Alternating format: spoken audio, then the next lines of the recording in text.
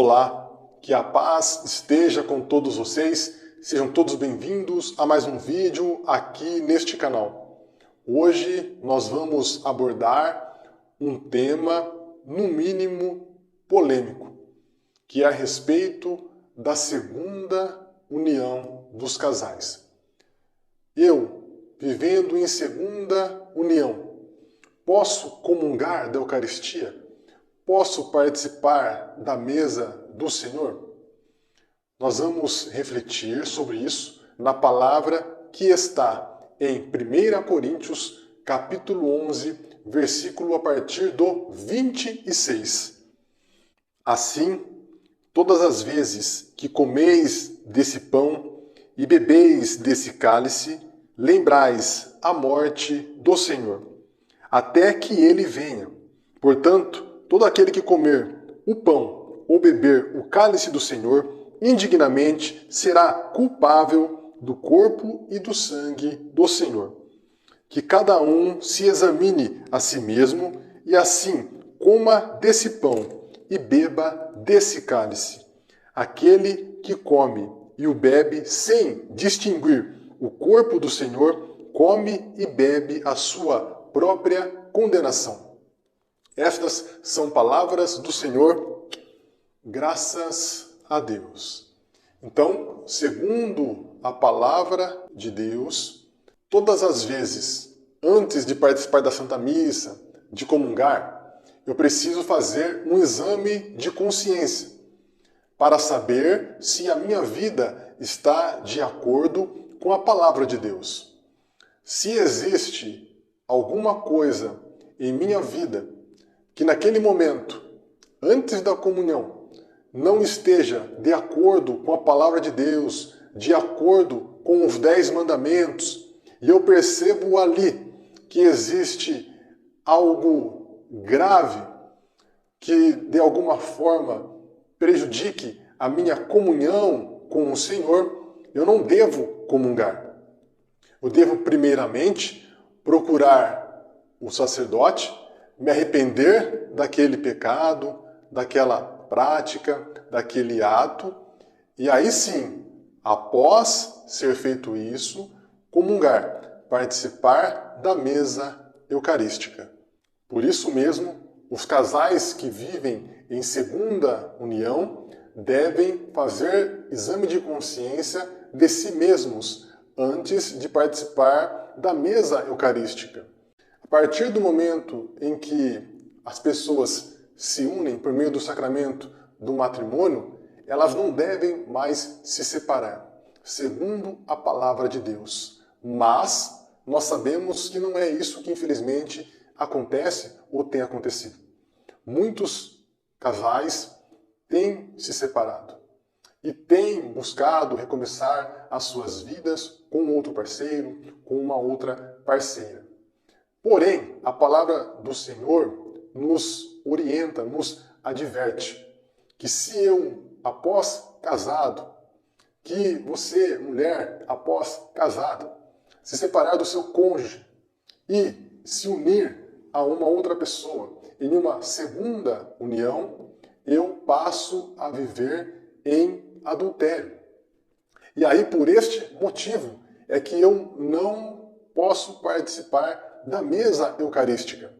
Porque se eu participar da mesa eucarística, não estando em comunhão com a palavra de Deus, não estando em comunhão com o Cristo, eu não estarei me alimentando para a minha salvação, mas sim para a minha condenação.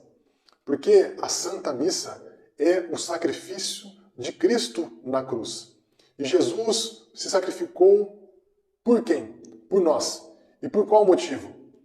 Pela remissão dos nossos pecados. Então, se eu, estando em condição de pecado grave, diferente do que orienta-me a palavra de Deus, eu estarei ofendendo ao Senhor. Eu estarei pecando contra o Senhor. É por isso que a palavra e também a igreja nos orienta a não participarmos da mesa eucarística, a não comungar. Eu sei que os casais que vivem em segunda união, e que são cristãos, que são católicos, que amam ao Senhor, ficam tristes por este motivo. Mas a palavra do Senhor, ela é dura, ela é firme nesse sentido. Mesmo porque, gente, nós, quando nos casamos, pelo menos normalmente assim, nós estamos inflamados, empolgados e decididos naquele momento a vivermos pelo resto de nossas vidas com o nosso cônjuge. E antes de nós darmos o nosso sim, nós passamos por processos em nossas vidas, que eu, pelo menos, acredito que seja o suficiente e necessário para nós tomarmos a decisão de nos casarmos ou não. É verdade que nós nunca conhecemos profundamente e verdadeiramente aquela pessoa a quem temos do nosso lado. Por mais que nós a conheçamos, nós nunca conheceremos o nosso cônjuge assim como Deus o conhece. Mas nós precisamos saber que aquela decisão que nós estamos tomando naquele momento será uma decisão definitiva aos olhos do Senhor. Por isso, uma maior reflexão, um maior cuidado antes de darmos o nosso sim diante do Senhor em seu altar. Então, eu não posso mais comungar do corpo e do sangue do Senhor? Não posso mais participar da mesa eucarística do Senhor? A palavra do Senhor, a igreja, nos orienta a viver o celibato. O que é o celibato? Nós vivermos em castidade. Nós não nos relacionarmos de forma amorosa com mais ninguém. Nós não mantermos ou não termos mais relação sexual com ninguém. Eu sei que é difícil, eu sei que é duro, mas é isso que ensina a palavra do Senhor. Outra forma também é o casal se reconciliar e assim, novamente, os dois poderem voltar a participar de forma apta e digna da mesa do Senhor.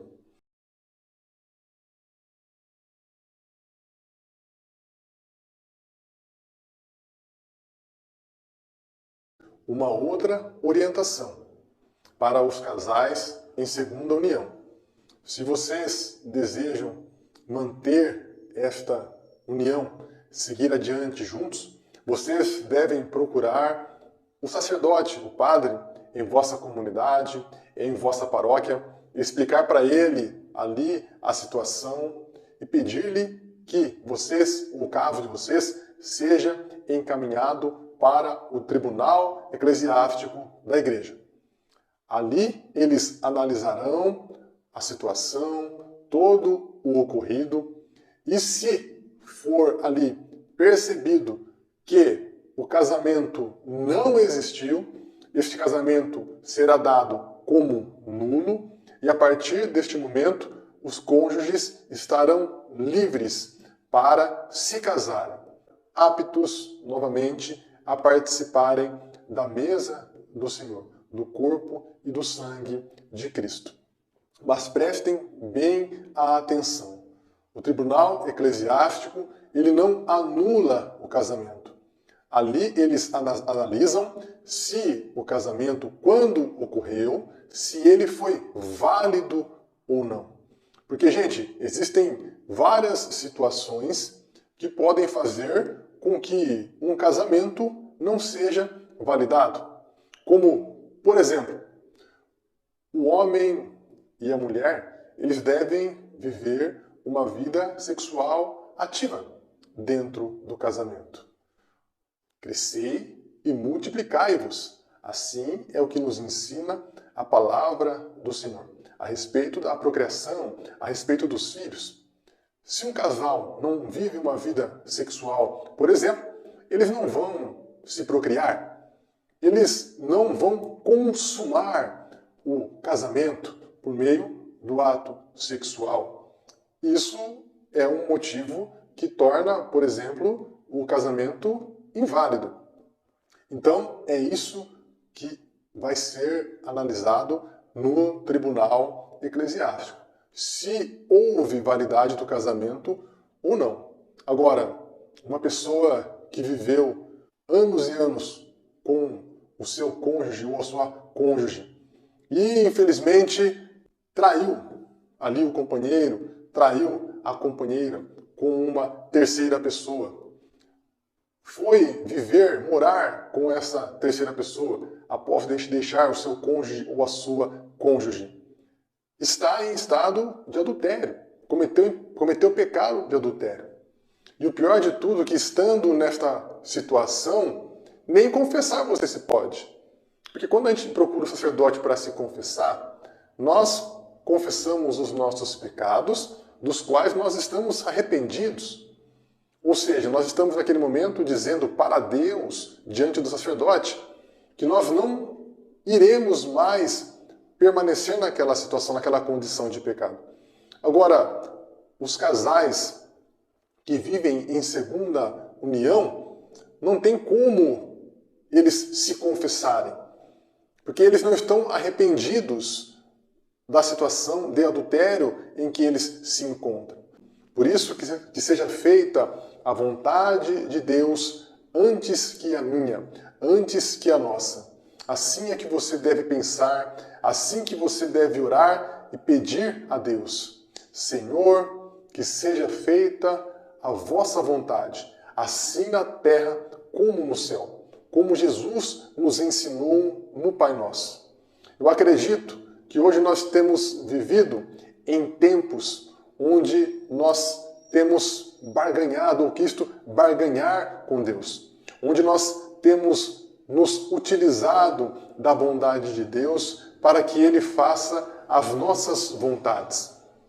Nós, infelizmente, hoje temos nos comportado como crianças birrentas, crianças mimadas, crianças que querem que o papai e a mamãe façam a vontade delas.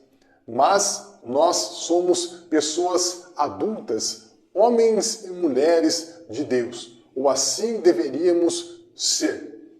E nós, então, por esse motivo, devemos pedir ao Senhor para que Ele faça em nossas vidas segundo a sua vontade. Devemos orar ao Senhor para que Ele nos ensine, para que Ele nos ajude a fazermos a vontade dEle antes da nossa vontade.